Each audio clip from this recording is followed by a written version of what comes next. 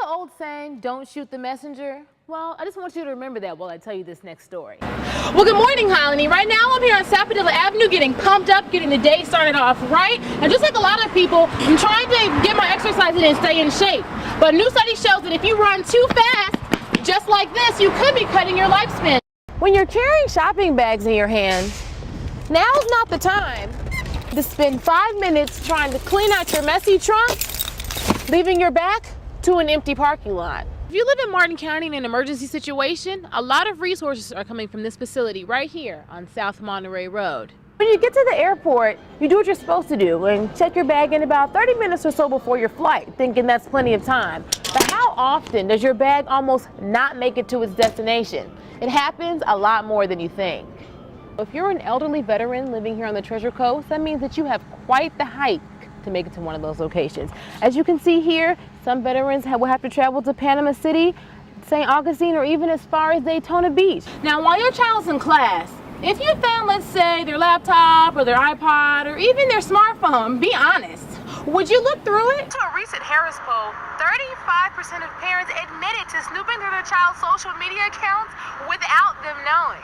There is a pretty hefty fine that comes along with this piece of paper. And I'm sure when you received it, you wanted to just rip it up and throw it away. And thanks to a city commission meeting that happened yesterday, you can do just that for now. Now, I know you've seen the campaigns and ads that tell you just how dangerous it is, and there's probably even a law against it in your state. But for some reason, you just can't stop doing it. That's right, I'm talking about texting and driving. And AT&T just released a new survey that shows that 98% of Americans know just how dangerous it really is. And 75% of them say they're still going to do it anyway.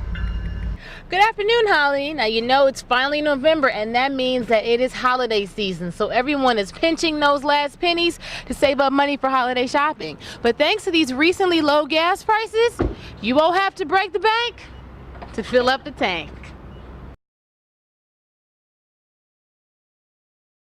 Francis Victoria is picking up his first grade son early from school today, and like most parents, he's looking forward to hearing about his son's first day back. But what he didn't expect to hear about is a student possibly passing away from meningitis. You think everything's going to be just fine, he's just going to come home and tell us what a great day he's had, but not come home and say, Mom and Dad, there's meningitis at school. Francis' son is recovering from the flu, but now he's taking his son to the doctor to be checked for the infection. It's just a precaution after learning a Floresta Elementary School student passed away on December 19th. Don't know what to think, honestly. The boy's death is being investigated by the health department, possibly as a result of bacterial or viral meningitis. I just hope it doesn't spread. You know, obviously being a parent, I would want my son catching something like that. The school's been deep cleaned twice since the student's last day on December 16th. Well, I hope they clean it a third or fourth time, whatever it takes.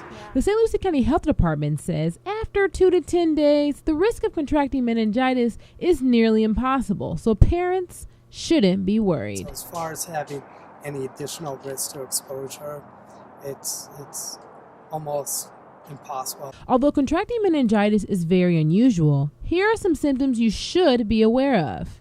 High fever, rash, sometimes dizziness and headaches, and the most concerning symptom of meningitis, a stiff neck. And the best thing you can do to prevent yourself from contracting meningitis is pretty easy, and it all starts at home. First, practice good hygiene and make sure that you and your children are washing your hands. And if you're up to it, get a vaccine. Reporting from Port St. Lucie, Courtney Cole, WPTV News Channel 5. Willie Stevenson just can't get enough of his new shoes. And as you can see, the 10-year-old didn't waste any time breaking them in. Like, I can little jump higher, run faster, my legs more, shoot a little better. They're kind of comfortable on my feet. Stevenson's one of the 20 campers receiving new shoes at the Christ Fellowship Life Center in Belle Glade. Well, the ones I had before, they like came out a little last year. They were kind of good, but like a little stiff for me to run in and jump. These ones, they're more flexible, so I can play more. Stevenson tells me he's particularly proud to wear this pair because he earned them. Like, you have to be a leader, help out the littles and needs, and try your best every day. The shoes may have been donated by local stores in the community, but it was the big heart and the new friend a 14-year-old made during a mission trip with the church that sparked the idea. I met a little girl, and her sandals broke. So she started looking around for tape to fix them, and then I realized I have perfectly good shoes on my feet. So I decided to give them to her. Aaliyah says when she got home, she still felt like she wanted to do more. So she decided to start collecting shoes for kids. Aaliyah really inspired us to be able to take a look at how we could change how we give things to the kids and have them take ownership of it. And it was amazing to be able to see the kids grab hold of that concept. And with all the different colors and styles and even brands, the campers were so excited to tell me that they can't wait to own their own pair. Let's take a look inside and see what they have.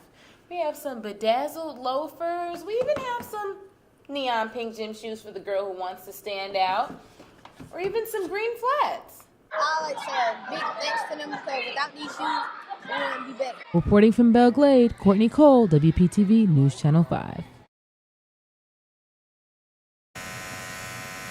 Now, this may look like your ordinary barbershop at first glance, but if you take a second look, you'll find something else besides the typical tools of the trade. You'll find books. The barbershop is based on men coming together, grooming each other to be better and stronger men, and I think books and education is a fundamental part of that. The young men who walk into Royal Touch Barbershop in Riviera Beach, it is much more than just a haircut.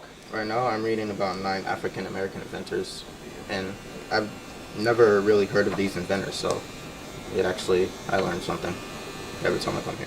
No TVs, no radios, and no smart technology. I like to pick up history books, and what I'm learning from the books is it really builds up my knowledge. Instead, owner Reggie Ross says he encourages his younger customers to lose themselves in a good book. Ross asks his customers to pick up a book and read it while they're getting their haircut. And if they're not done reading the book, they can always bring it with them to the barber's chair. Right now, Palm Beach County's graduation rate for black males is only 50% according to district, and that's just unacceptable for this Riviera Beach shop owner. And with the graduation rate of black males in Palm Beach County, Moss says he's trying to change that, one page at a time. And page by page is a life lesson some of our area's most vulnerable are eager to learn. Courtney Cole, WPTV News Channel 5. You know, I think it's great that they're coming back to the community and they're meeting the kids who want to be like them. They're touching them personally. While it's still pretty warm here in the Sunshine State, part of the nation is already saying goodbye to summer. As a parent, you can't help but worry about ways to keep your children safe.